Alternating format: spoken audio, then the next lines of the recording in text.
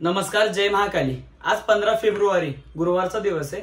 आम्ही सर्वजण राऊत परिवाराच्या घरी मामुर्डी या ठिकाणी देवीच्या गिनमाळीच्या कार्यक्रमासाठी निघालोय। आदिमायाशक्तीचं भव्य दिव्य असं स्वागत, आदिमायाशक्तीची भव्य दिव्य अशी गिनमाळ राऊत परिवाराच्या घरी होणार आहे। काळूबाई देवीचे गिनमाळे सर्वांनी व्हिडिओ शेवटपर्यंत नक्की पहा। कशा पद्धतीने आईसाहेबांची गिनमाळ होते, कशा पद्धतीने भक्ता घरी थाट सरंजाम होतोय, याचा तुम्हाला घर बसल्या आनंद घेता येईल। तसंच देवाला पण देव आमंत्रण शोकत येत नाही। 5 पावलीचा अर्थ की आपल्या घरातून 5 पाऊल लांब जाऊन देवाला आमंत्रण द्यायचं। मग अशी दिवी आणली, देव खरं आणलं, तसं तुमच्या घरात येत नाही। खऱ्या अर्थाने आता हितनं पूजा अर्चा, हितनं देव खऱ्या अर्थ तुझ्या घरी येत असतो। पण तू आमंत्रण आले देवाला, आमंत्रण देताना जे काय देवांचा मानपान तिकडे जे मांडलं, देवाचा जे काय निवद बोन सगळं केले, कुठल्या राहिल्या चालल्या, कुठल्या देवा निवद बोन राहिला असेल ते निवद बोन त्या देवांना पोचलं, खऱ्या अर्थाने देव इथून येतो। हे जर राखण ते झालं देवांचं, देवींचं, इथे राखणदाराचं, सगळे राखणदार एकच। त्या राखणदाराचं आपण त्यांचं जे काय मानपान आहे, त्यांचं जे काय खाणं बोनं आपण सगळं दिलेलं आहे, बरोबर आहे का? खऱ्या अर्थाने देव इथून तुझ्या दरवाज्यात तुझ्या कार्यक्रमाला येणार। हा 5 पावलीचा मूळ मुद्दा असतो। 5 पावलीला कोणी आता कार्यक्रम देवीचा गणमाळा करतं, देवाचा कार्यक्रम करतं, देवीचा करतं। लोकांच्या मनात काही, प्रत्येकाच्या मनात की असं देवीचा राखणदार म्हणून आपण तो कोण मांडलाय, देवीचं मसव म्हणा, धावजी पाटील म्हणा, या रूपातला राखणदार मानलाय आपण। ते देवीचा दैत्य मांडला नाहीये। काय मांडला नाहीये? दैत्य। लोक जे बकरं कोंबडं कापतात दैत्याला कापतात। त्या 5 पावलीला त्याचा काही संबंध आहे का? बरोबर आहे। बरं, कुठल्या देवाला काळूबाई असो, कुठली देवी असो, कुठल्या देवाला बकरं कोंबडं हे नाही लागत, कशातच नाही, कुठल्याच शास्त्रात नाही। हे फक्त तुम्ही आम्ही वाऱ्यात अंगात येऊन लोकांनी सांगितलेलं आहे। पूर्वी आपण म्हणतो पूर्वी बसून चालत झाले, कुठलं पूर्वीचं पुस्तक असं आहे बाबा, तिथे आता नाहीये। एवढी 350 वर्षापूर्वीची ज्ञानेश्वरी पण आहे। मग ते जे पूर्वी सांगितलेलं पूर्वी सांगितलंय का नाही? पूर्वीच्या कुठल्या पण एका तरी पुस्तकामध्ये उल्लेख की देवाला बकरं कोंबडं लागतं का नाही? ते तुम्ही आम्ही सांगितलेलं आहे। कुठल्या शास्त्रात कुठल्या देवाला अजिबात लागत नाही बकरं कोंबडं। देव सगळा हा फक्त वासाचा धनी आहे, ते पण गोडव्याचा। का आपण देवकार्य केलं? तू आज देवकार्य करणारे कशासाठी करणारे? सुख शांतीसाठी, समाधान घेण्यासाठी, बरोबर आहे। इथं जर एखाद्या मुख्या जनावराचा बळी दिला, ते मुख्या जनावराचा बळी करून कुठं सुख लागतं का? आहे का? कशात? जिथं गोडव्याचा सुंदर स्वच्छ कार्यक्रम असेल ते आपण केलो, तो स्वच्छ सुंदर होतो, बरोबर आहे। आज त्या कार्यक्रमाला 4 लोक कमी येतील गोडव्याचे म्हणून, बकऱ्यातल्या जास्त लोक येतात, पण लोक जास्त व्हावं म्हणून बकरं कापावं नाही माणसाने। तो देव नसतो, ती एक द्यायची असती, पार्टी असते। तुम्हाला खायला बंदी नाही। तुझा बाबा ठीक आहे, आपण गोडव्याचा कार्यक्रम केला म्हणून तुला असं नको किंवा मला पण खायचं का नाही, तसं काय नाही। तुम्ही खाल्लं चाललं, खायला कुणाची बंदी नाही। शरीर हे आयुष्य एकदाचे, खाल्या पिल्याशिवाय आयुष्य नाही। बरं, देवाला त्याचा बाटवायचा नाही कोणी। इथून पुढे तुम्ही पण लक्षात ठेवायचं, देव करायला वचन मेसट नाही, गोडव्याचं करा। बरं, आज देव करायला उद्या 100 किलो मटण आणून गावाला चारा, मटण तर खायचं आहे ना पाहुण्यांना, उद्या चारायचं करून सांगतोय। गोंधळी पण येतील, पण देव करायला इथून पुढे वचनाचा मठाचा कार्यक्रम करायचा नाही, असा आपला हा देवदेव आहे, बरोबर। बरं, लोक म्हणतात मग लोक नाही का बाकीचं कापतात। शास्त्रामध्ये 5 प्रकारचे बळी लिहिलेले आहेत, बरोबर आहे। बळी आहेत राखणदाराला जे काय ते बळी आहे ते 5 प्रकारचे। त्याच्यामध्ये लिंबू, कवाळं, चिंच, ऊस आणि आलं, अद्रक, हे 5 प्रकारचे बळी शास्त्रात लिहिलेले। लोकांनी त्यातला एक काढला, वाऱ्यामध्ये तिथं 4 पायाचं आणलं, एक पाय काढून टाकला, तिथं 4 पायाचं आणलं। तर 4 पायाचं वाऱ्यात सांगतात, मग 4 पायाचं कुत्र पण येतं, ते खाईन का कोणी? कापा बरं ते 4 पायाचं। देव म्हणला ना वाऱ्यात मला 4 पायाचं दे, कापा कुत्र कोण खातं का बघू, का पण खाईन का कोणी? हे खाण्यासाठी, हे फक्त पहिल्यापासून खाण्यासाठी मार्ग झालेला आहे हा। त्यामुळे ते सोडून द्यायचं आपला सगळा गोडव्याचा कार्यक्रम। पुढं जसं जसं होईल तसं सांगत जाईल तुला।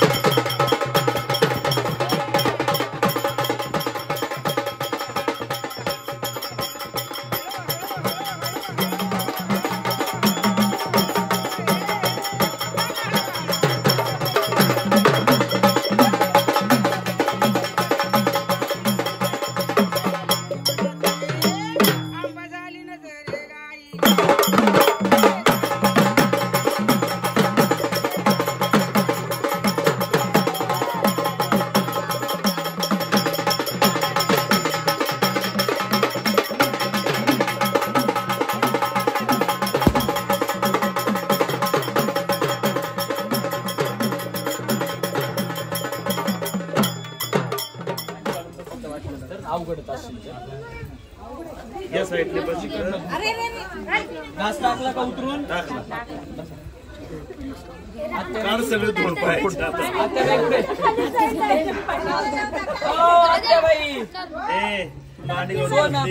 पाणी सगळं तू नुसतं सांभाळत वाजवलं तरी चालेल. कच्ची नको वाजव. आता आवाज निघाला.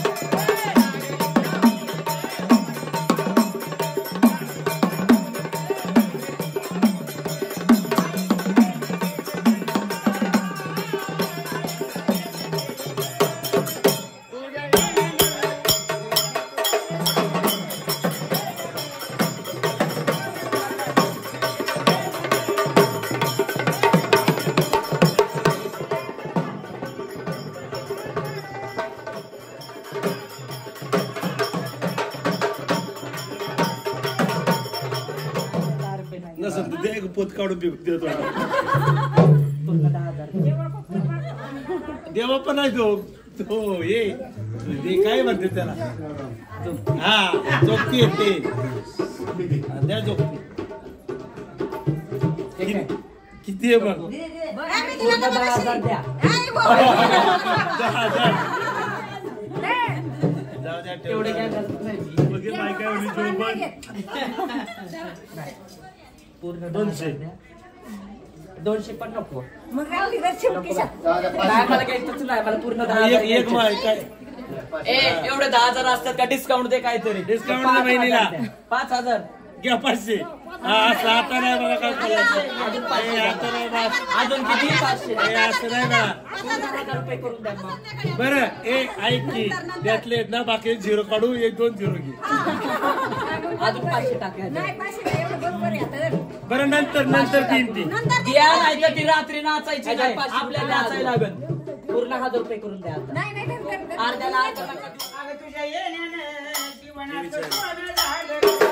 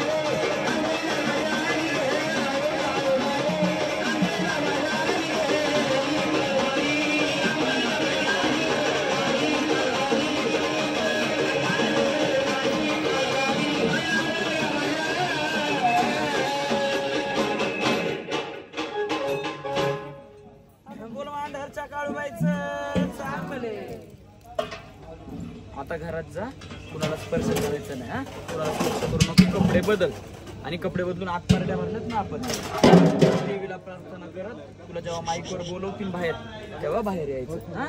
तोपर्यंत काय बाहेर येऊ नको. नाही ती नाही, ते होम झाल्यावर घाल. आता दुसरी कोणती बी कॉटनची घाल, कारण नंतर होमात पण तसं जायचंय ना परत. कॉटनची घाल कोणती पण हा. कुणाला स्पर्श करू नको, फक्त काळी पांढरी साडी घालू नको.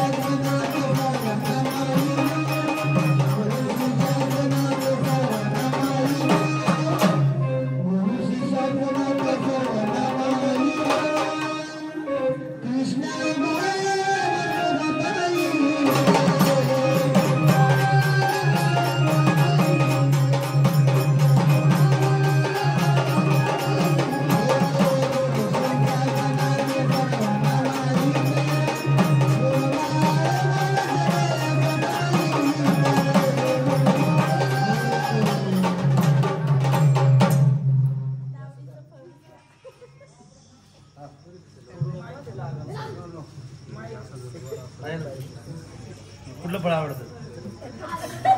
हे आवडतं ना खरं खर? कॉटन नको बोलू. डोळे झाका दा.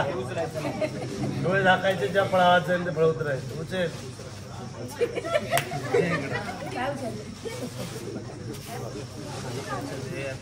आहे हे फळ आयुष्यभर खायचं नाही. तेल घाला ड्युटीला. ते गुरु आहे जे आपण दुधाची शपथ घेतली, बरोबर आहे, त्याप्रमाणे आई वडिलांचे समान गुरु असतो. पहिल्यांदा आपण जन्माला येतो त्यामध्ये आपले आई वडील असतात. त्या जगात त्यांच्यामुळे आपण काय बघितलं? जग बघितलं. आई वडील गुरुमुळे आपण दैवत बघितलं, बरोबर आहे. आई वडिलांची निंदा आलं असते, कधी आई वडिलांना फसवतं कुणी? तसं गुरुला आहे. हे फळ तू आज वाहिलेले, माझ्या पाठीला डोळा नाहीये, बरोबर आहे का? पाठ्या डोळे नाही. हे फळ कधी आयुष्यभर खायचं नाही. ज्या चौकावरती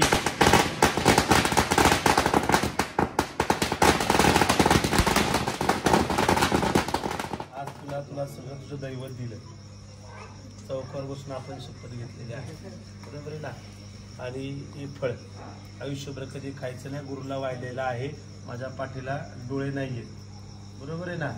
जो गुरुला फसवतो तो दैवाला फसवतो, तो शिष्य नाही, बरोबर ना? हे आयुष्य या चौकावर आज तुला जे काय मंत्र दिले, जे काय तुला सगळी शिकवण दिली, ही आयुष्यभर वेळोवेळी तुझ्या लक्षात राहिल्या पाहिजेत. कितीतरी लोक इथं अशी आहेत की त्यांना आपण गुरुला कुठलं फळ वाहिलं हेच माहित नाही, बरोबर आहे का? कोणी पण आपल्या मनाला विचारायचं, कोणी कोणाला बोट करायचं नाही. काय गुरुला फळ वाहिलं हे अजून माहित नाही. बापा ग फळाच्या फळे खाते आहे का नाही? बरंच माहिती. त्यामुळे ते मेन मुद्दा म्हणजे पैसा पाण्याचं देण्या घेण्याचं काय नसते. जे आपण गुरुला वचनं दिल्या त्या वचनाला जो जागतो ना त्यालाच ते दैवत भेटतं. नाही तर आता घेतले मुरू जाऊ दे, आली गुरुपौर्णिमा, हाय लय काम, जाईन पुढच्या वेळेस, जाईन पुढच्या आठवड्यात, जाईन पुढच्या वर्षी, हे नाही म्हणून चालायचं. गुरुचा एकच दिवस असतो तो गुरुपौर्णिमा. तू वर्षभर येऊ नको, वर्षभर बोलू नको, पण त्या गुरुपौर्णिमेला तरी आपण त्या गुरुचं मिंदा असं त्या गुरुच्या दरवाज्यात गेलं पाहिजे, त्या गुरुचं तिथं पाय धुतलं पाहिजे, बरोबर आहे का? काही काय आता गुरु आहेत, जोपर्यंत त्यांचा गडा भरतात तोपर्यंत देवरुस पण चावडत, नंतर बंद करून घराला लॉक लावतात. असं तुझ्या गुरुचं तसं नाही. मी असो नसो अनंत काळापर्यंत काळेश्वरी मंदिर अन्नदा छत्र चालणार आहे. ते मंदिर माझं कधी बंद होणार नाही, बरोबर आहे का? चुकी. त्याच्यामुळे ती गुरुची पायरी कधी विसरायची नाही. मी या जगात असो नसो ती गुरुच्या पायरीवर जाऊन गुरुपौर्णिमेला त्या गुरुच्या गादीला जाऊन पाया पडून येणं. आणि काय नको आणू तुझ्या, नाही का? पैशाला धनदौलताला महत्व नाही. म्हणजे आज फळ वाहिलंय ना, ते फळ त्या गादीला नेऊन लाव, एवढंच करायचं, बरोबर आहे का? दिलेले मंत्र व्यवस्थित बोलायचे, त्या मंत्राचं पठण करायचं. जे मंत्र दिलेत तेच खरं तुझा सगळा दैवत आहे, बरोबर आहे? देव मेन या आज तुला सांगितलेल्या कानामध्ये मंत्रात असतो. ते आई राजा उदे कळवायचे चांगले असे मंत्र नसते. जे काय तुला सांगितलं ते आज चौकावर जो मंत्र सांगितला तो जर मंत्र तुझ्या लक्षात नसेल तर खिरचा पतीला तुला मंत्र लिहून दिले जाते. तो मंत्र आपल्या देवापुढे बसून वेळातला वेळ काढून 5-10 मिनिटं वेळातला वेळ काढून त्या देवापाशी बसून तो मंत्र म्हणायचा, तो मंत्र सिद्ध करायचा. अमावस्या पौर्णिमेला तो मंत्र सिद्ध होतो. तसंच आपली सर्व पित्री अमावस्या म्हण किंवा ग्रहण म्हण त्याच्यामध्ये किंवा गुरुपुष्प अमृत हे असे योग आहेत काही काही. त्या योगामध्ये हा मंत्र साधलेला वाक्याचा मंत्र सिद्ध होतात. तेव्हाच आपण खरं आपण दैवत घेतलं आज सिद्ध होतं. आज घेतलंय झालं, आता नुसतं फक्त कुठं जागरणा जाऊन फक्त घुमायचं हे मेन नाही. हे तर कुणी पण करत आहे, वाजलं का अंग भरत आहे, ते नसतं. दिलेले मंत्र सिद्ध करणं. कारण की त्या मंत्रामुळे तू रस्त्यावरती माती जरी कुणाला उचलून दिला तो मंत्र म्हणून जर तुला सिद्ध झाला असेल ना तर त्या मंत्रामध्ये तेवढी ताकद आहे की समोरच्या माणसाला नाही लय काय ते काय, निदान त्याला तुझ्या त्या मातीत समाधान लागेल एवढं तरी ते जगदंबा त्या समोरच्या माणसाला. बरं ते आजार पण नाही जाऊ दे, पण तू त्याला मातीवर समाधान तरी होत का त्या मंत्रामुळे. आलं लक्षात? ते मंत्र पठण पाठ झाले पाहिजे तुझे. मी कधी विचारत नाही आले तर पाहुण्याला सांगेन.